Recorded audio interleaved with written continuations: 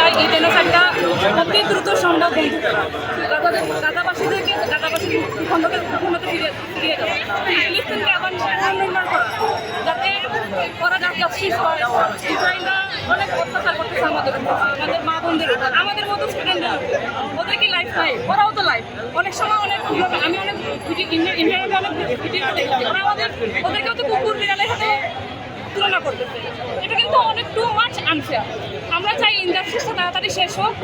এই দুই দেশের মধ্যে যে ঝামেলা সৃষ্টি হয়েছে, যেটা জাস্টিস ওইটা হোক। ফিলিস্তিনের খণ্ড ফিরে না।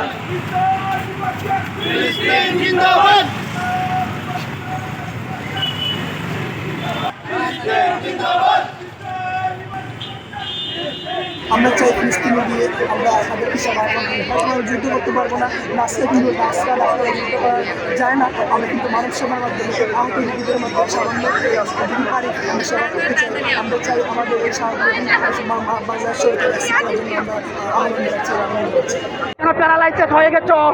তোমরা কেন অন্ধ হয়ে গেছো? আজকে কেন তোমরা এই গাজার মানুষের উপর নির্যাতন বন্ধ করতে পারোনি? ইসরায়েলকে তোমরা থামাতে পারোনি? সেই নেতানিয়াহুকে তোমরা থামাতে পারোনি?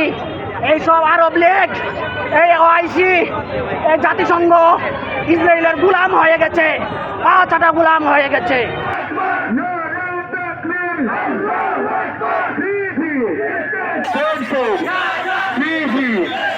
হুশিয়ার সাবধান, ইসরায়েল